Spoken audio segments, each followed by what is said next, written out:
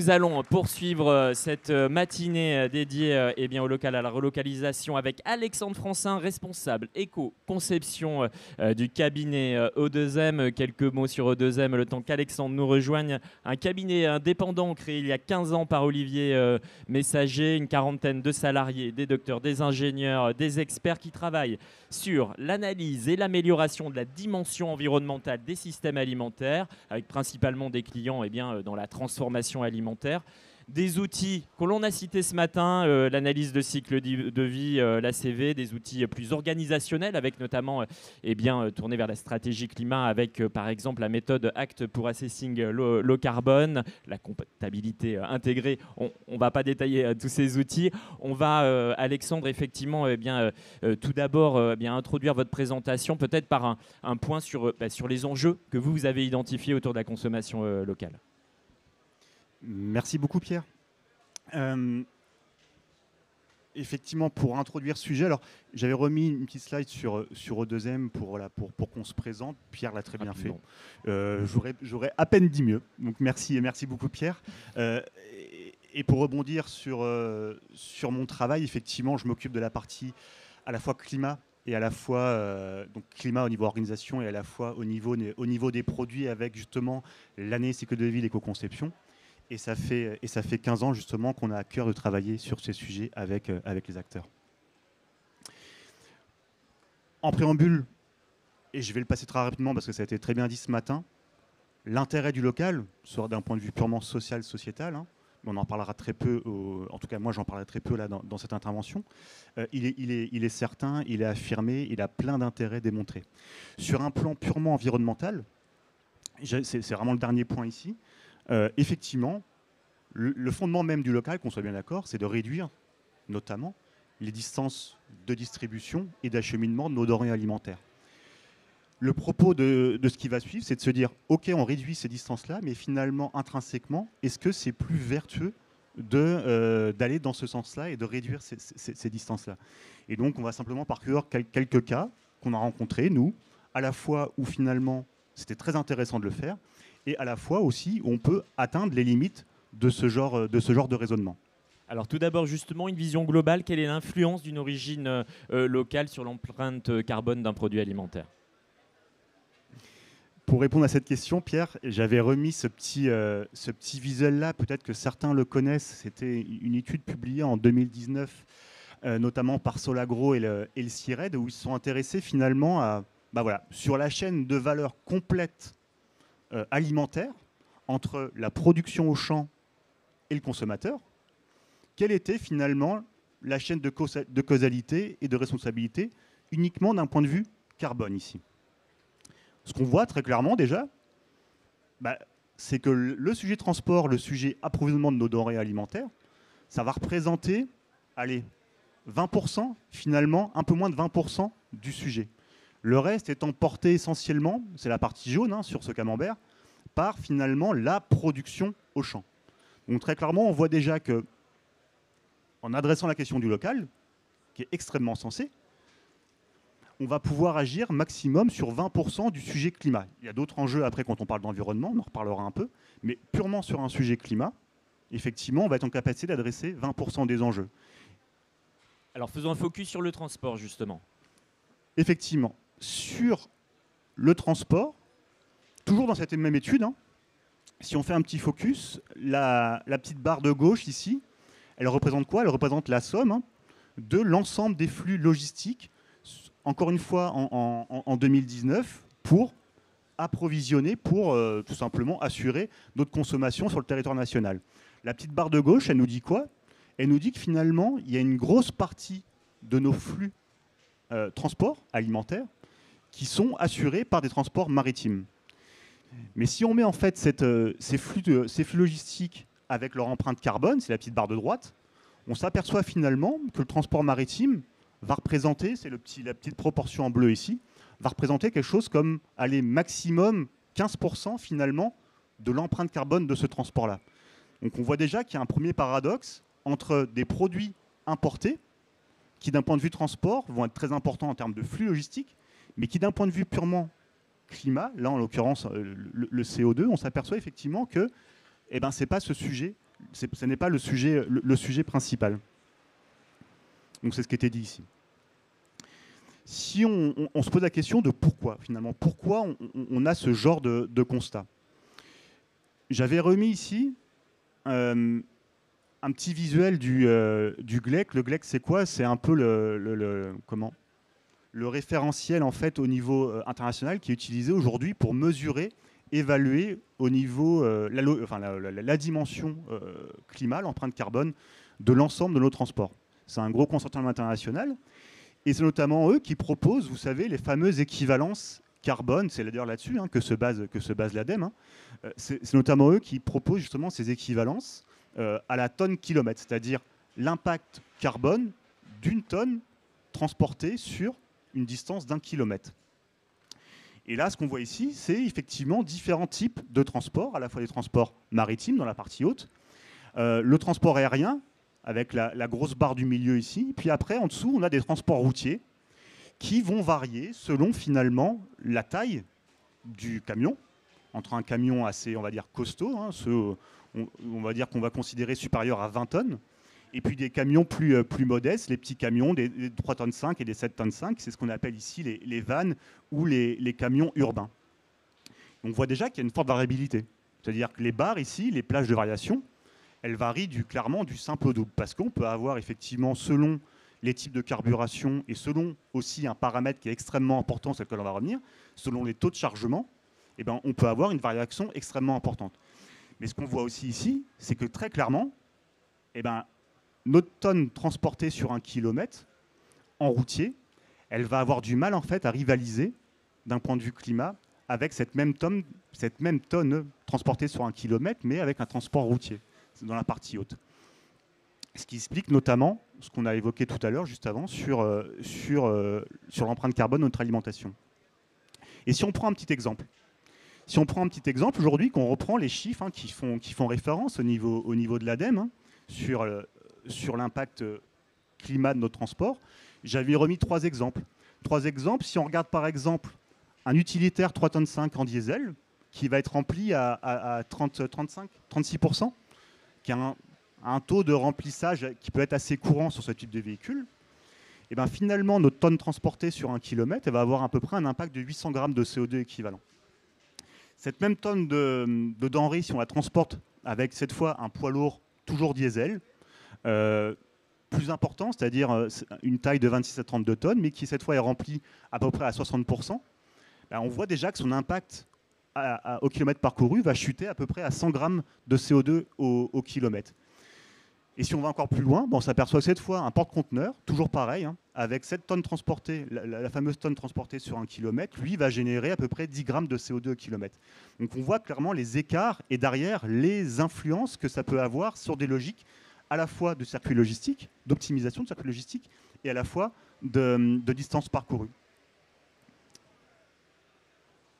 J'avais remis cet exemple-là. Finalement, une tonne transportée avec cet utilitaire sur 100 km aura le même impact en fait que notre tonne transportée avec un poids lourd, mais sur 780 km, qui lui-même aura le même impact en fait que cette tonne transportée avec un porte-conteneur sur plus de 7000 km. Vous voyez à peu près les ordres de grandeur, donc c'est là aussi qu'on peut s'apercevoir que oui, le local a du sens, mais parfois, selon effectivement et notamment la question des taux de remplissage, on peut rapidement en fait avoir des stratégies qui vont dévoyer le fondement même en fait et les concepts même des approvisionnements dits locaux. Ça veut dire, Alexandre, merci pour ces chiffres macro, qu'au fond, il faut avoir ces données en tête, mais qu'ensuite, il faut véritablement regarder au cas par cas, parce que chaque cas a ses nuances. Effectivement. C'est clairement le cas, et tout ça, en fait, n'a pas de sens, parce que finalement, nos chaînes d'approvisionnement, elles sont souvent complémentaires. Donc, opposer les modes de transport entre eux, c'est pas forcément le plus efficient, parce que généralement, elles vont se combiner. Là où ça devient le plus intéressant, finalement, ça va de regarder dans une logique globale, cycle de vie de produit, avec des productions. Là, on va regarder simplement des productions que nous, on avait regardées par le passé. Donc là, en l'occurrence, c'est le cas d'un haricot vert. D'haricots verts à la fois de producteurs français qu'on avait rencontrés et à la fois de producteurs malgaches, dans une logique cycle de vie. C'est-à-dire la production de l'haricot vert au champ, ce qui s'appelle ici la recette en bleu, la transformation de cet haricot vert et sa mise en bocal, l'emballage, là en l'occurrence c'est un bocal vert, la distribution jusqu'au consommateur en France, la consommation et la fin de vie de l'emballage. Très clairement, là, on est sur un indicateur qui représente l'empreinte environnementale au global. Donc, c'est-à-dire que ça intègre à la fois des sujets climat, des sujets eau, des sujets sol et ainsi de suite. Et là, le constat, pour le coup, il est sans appel. C'est-à-dire qu'on est sur une ressource en France adaptée à nos climats, à nos sols. Et là, en fait, dans ce genre de situation, effectivement, le local a un intérêt qui est tout trouvé. Et alors j'ai besoin de comprendre, Alexandre, parce que adapter à nos sols, ça veut dire quoi? Quelle est la conséquence et quel est l'effet positif sur l'impact climat? C'est-à-dire que là, on est sur une ressource, le haricot vert, qui finalement pousse très bien chez nous. Donc ça veut dire moins d'intrants, moins d'irrigation, mais c'est ça l'effet positif? Effectivement, ça veut dire une culture adaptée à nos sols, de plein champ, sans apport énergétique particulier. D'accord. Ça veut dire des engrais maîtrisés. Et clairement, là, ce qui cause la différence, on voit bien, c'est au niveau de la recette et au niveau de la distribution. Donc, c'est-à-dire, c'est au niveau du champ et au niveau de la distribution. Et au niveau du champ, Madagascar, typiquement, ils sont sur des cultures un peu plus petites, mais surtout avec des apports azotés et phosphorés beaucoup moins bien dosés. Donc derrière, ça veut dire quoi? Ça veut dire plus de nitrates dans les eaux. Ça veut dire aussi plus de N2O qui, comme vous le savez, est un puissant gaz à effet de serre dans l'air. Et donc finalement, on se retrouve avec ce genre d'écart qui peuvent être assez conséquents sur une logique cycle de vie. Et on a les mêmes constats sur d'autres indicateurs, ce qui apparaît ici, donc le climat, les particules fines ou l'énergie. Encore une fois, on parle vraiment là sur un plan environnemental. Sur un plan social, il peut y avoir effectivement une autre lecture, parce que pour le coup, il y a tout un intérêt social aussi à favoriser, en tout cas à développer ces cultures-là à Madagascar. Autre exemple, et c'est un pur hasard, j'avais remis ici justement notre fameux café d'orgée. Parce qu'on l'a regardé aussi là, il y a 2 ans, si je ne dis pas de bêtises. Une vraie cohérence entre les interventions, bravo Alexandre. Et c'était vraiment un pur hasard pour se dire, finalement, le local, effectivement, a du sens. Il a d'autant plus de sens quand on l'adapte aussi à nos ressources disponibles. Donc le café d'orgée, c'est quoi? Comme son nom l'indique, c'est simplement de l'orge qui va être malté, torréfié, et derrière, le résultat est assez bluffant. Je vous invite à goûter, si jamais vous n'avez pas eu l'occasion. S'apparente à un café. Il ne faut pas se dire, effectivement, c'est du café, sinon vous allez pouvoir être déçu, mais ça peut très bien se substituer, effectivement, gustativement et d'un point de vue usage, à du café. Allez, c'est une chicorée bretonne. Exactement. Et très clairement, on a regardé sur un périmètre global, du champ à l'emballage, en intégrant les étapes de transformation et ainsi de suite, en le comparant avec des données moyennes d'un café en grains d'origine Brésil, qui sont issus notamment du programme Agribalise, pour ceux qui connaissent. Très clairement, en fait, le bilan environnemental, encore une fois, il était très marqué.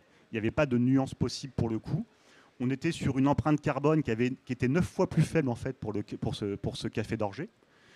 Sur les rejets en nutriments dans l'eau, ce qu'on appelle ici en Bretagne les algues vertes, effectivement, là aussi, on a tout intérêt à le faire au niveau planétaire, puisqu'au global, on s'aperçoit que là, c'est 5 fois moins d'engrais, donc 5 fois moins de rejets, en fait, effectivement, dans les eaux. Et puis également sur l'empreinte eau, qui est un sujet très important, l'empreinte eau.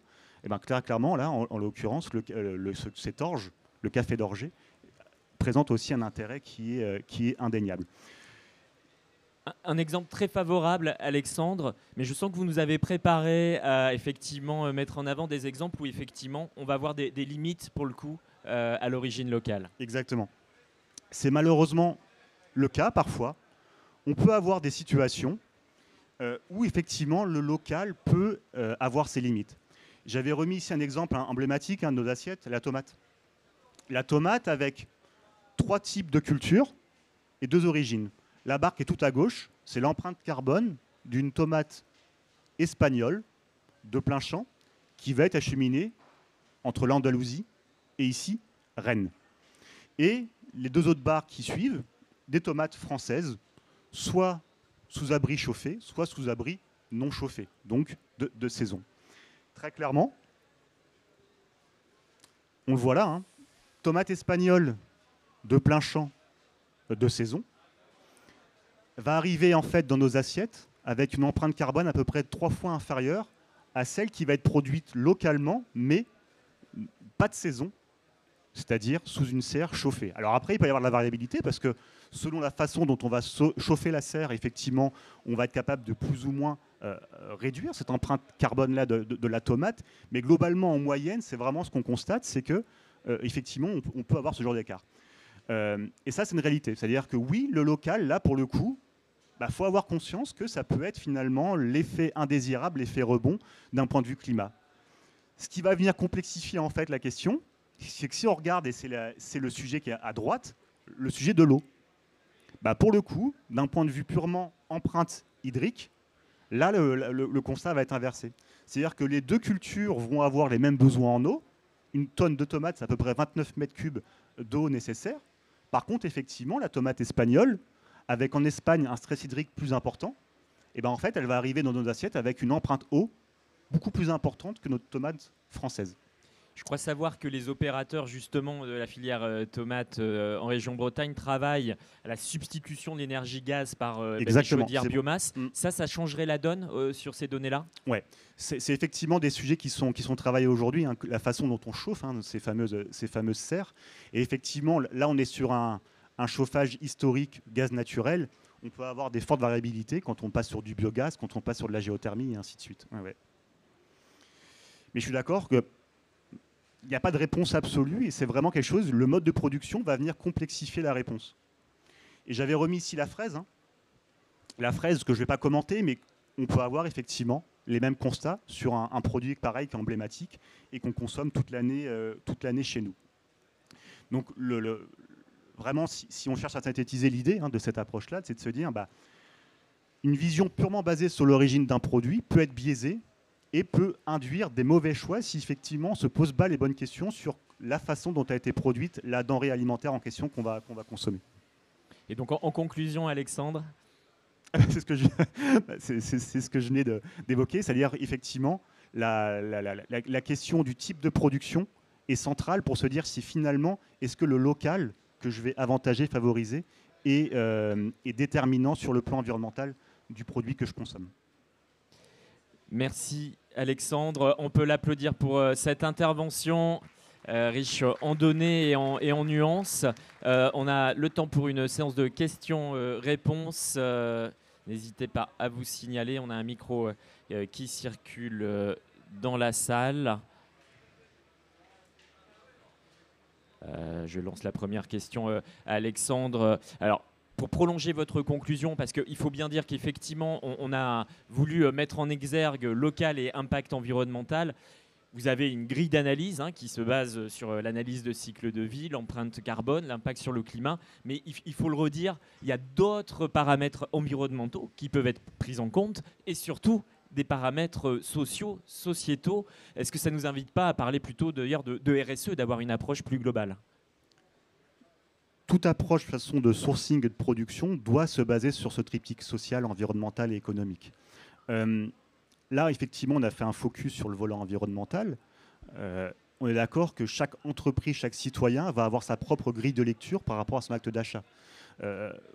Même si effectivement certaines ressources vont arriver chez nous importées, mais potentiellement avec moins d'impact sur l'environnement, certains vont de toute façon privilégier des ressources locales qui vont être produites par nos producteurs, par nos agriculteurs, pour favoriser tout simplement la création de valeur sur notre territoire.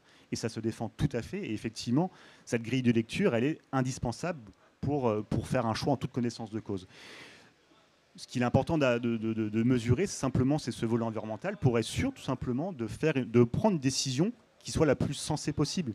Et c'est vraiment ça, c'est faire un choix en toute connaissance de cause. Et après, on arbitre. Mais au moins se poser les bonnes questions.